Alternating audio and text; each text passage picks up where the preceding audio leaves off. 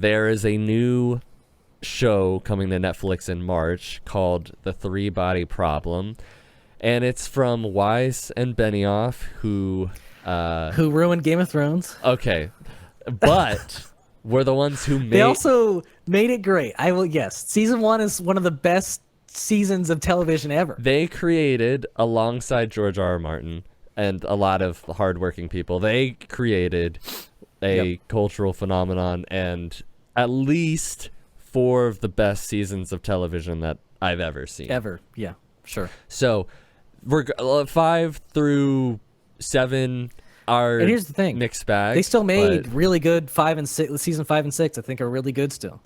Just not perfect television like the first 4 seasons. And I like 7, and I like parts of 8. Parts of 7, I'll say I like parts of 7, and most of 8 I don't like. But they are making a show based off of a book series called The Three Body Problem. And so a little bit about it.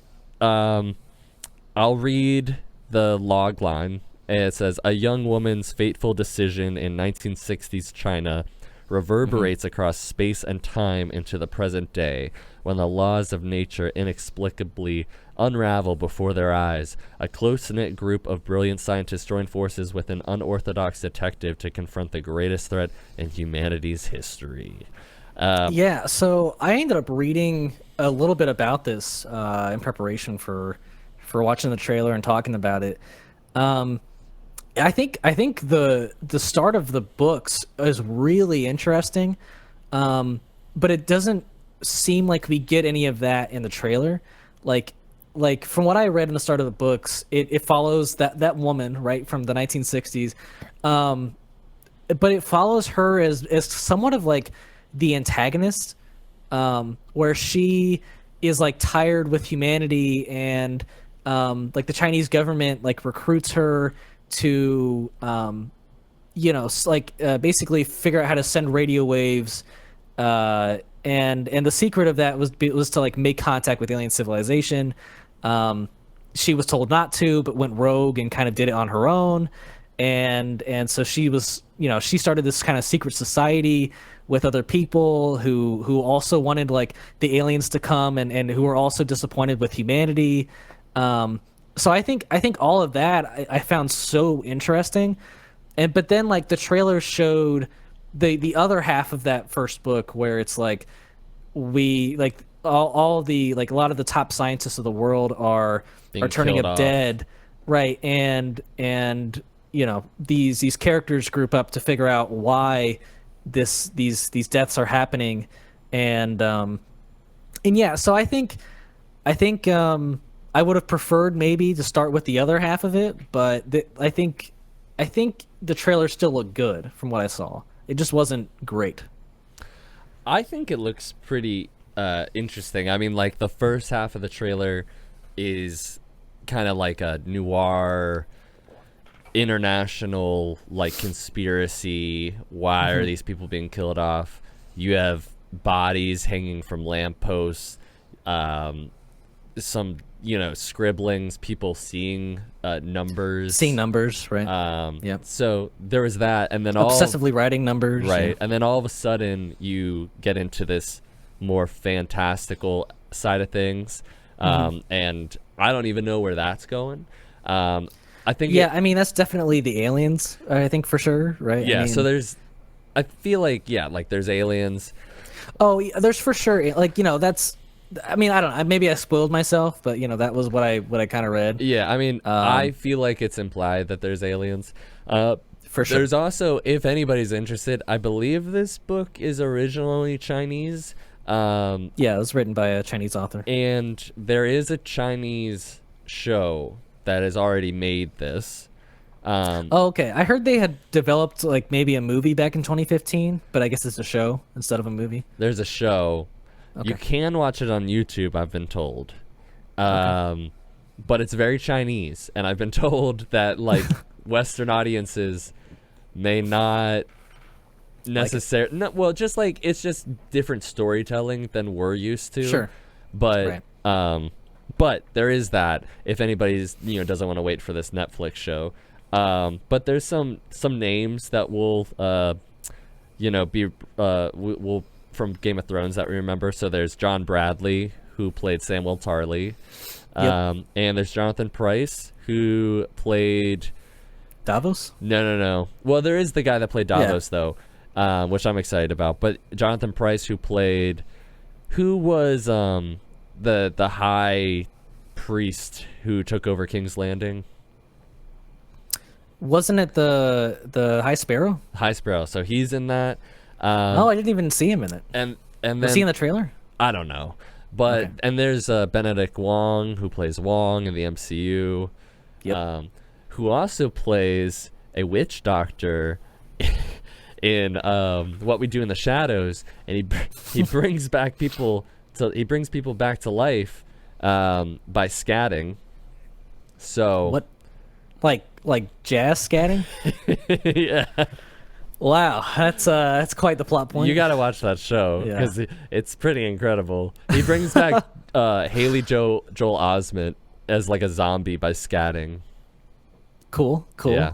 Gotta love it. And from what like Ian was saying, the people who are making it alongside the writers were saying like there are things that are not going to be from the books in here, but they wanted to keep at least the feel, which hopefully that's done well. Yeah, I mean, look, there's a lot of things that they didn't include in Game of Thrones, and we still think like even in those first 4 seasons there was things they didn't include, and it's still pretty perfect television. So I don't think that's a problem.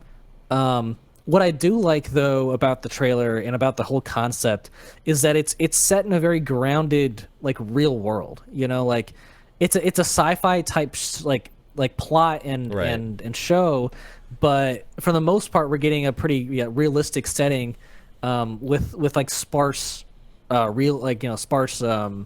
fantastical elements in that. Right. It feels a little like Westworld-y.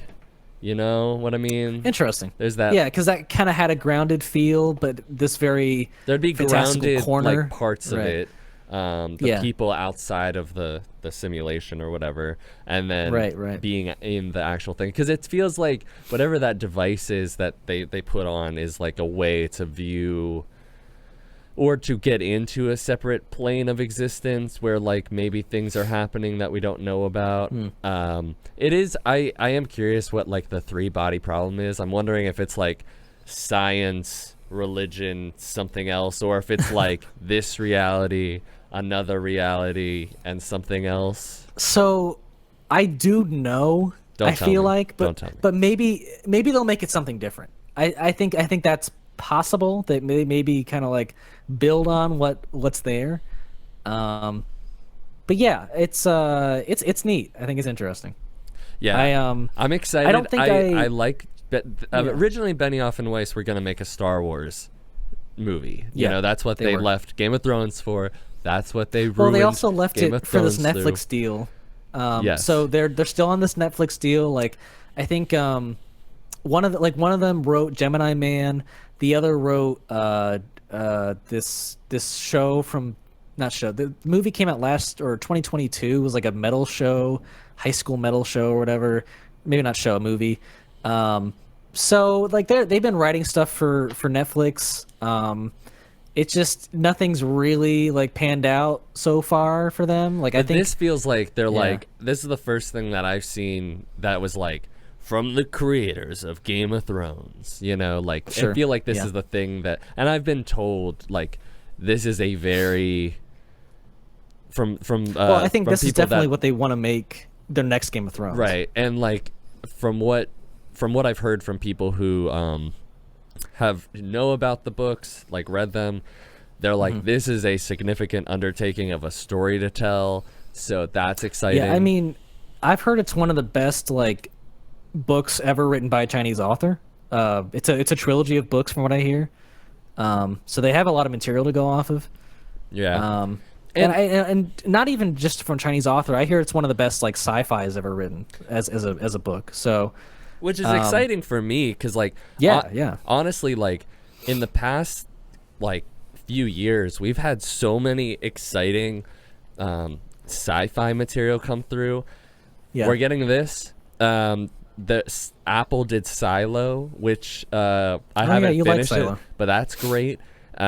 We've gone For All Mankind. We've had I know people have talked a lot about Foundation, which is an Isaac Asimov like book series that people love. We've had Dune. You got Rebel Moon. Look, they can't all be winners. And by the way, Rebel Moon, written by a director. All these other things have been written by authors who are telling the story was the thing to live and die off of, and that's why it's been so good. But I just think it's pretty exciting to get all this these really people rave about these book series, and now they're being told in a new format and for more people to digest, because not everybody reads. Yeah. And I don't. And that's why you're stupid, Ian. Aww. No. I haven't read the Silo series. I want to read them. I do. But stupid. Hey, I called you it. I mean, if I'm not reading it, I might be stupid. But yeah, I don't think I would have originally, without reading about this, I don't think I would have given it a shot, because it is made by D.B. Weiss and David Benioff. And it's on Netflix, which they don't have a great track record of great shows. But sometimes they do. Sometimes they do. And so I will be giving, I guess I said that a lot about movies and whatnot this past year, but I plan on giving this a try when it comes out. Oh, absolutely, yeah. I will too. Yeah. I've just heard about this for a while, so then when the trailer came out, I was like, all right, it's happening. Hell yeah. Yeah. Nice. This is the first I've ever heard about it. So. Okay. Yeah. Neat. Yeah. So go check it out. Save it on Netflix if that's a thing that you can do. I don't know. I think it is. I've only had Netflix again for 2 weeks. Oh, maybe nice. 3 weeks. I don't know. So definitely also watch Pokemon Concierge soon. Yeah. Okay. Yeah, maybe I'll do that afterwards tonight. Might be a nice way to calm down. Oh yeah, it's a nice chill time for sure.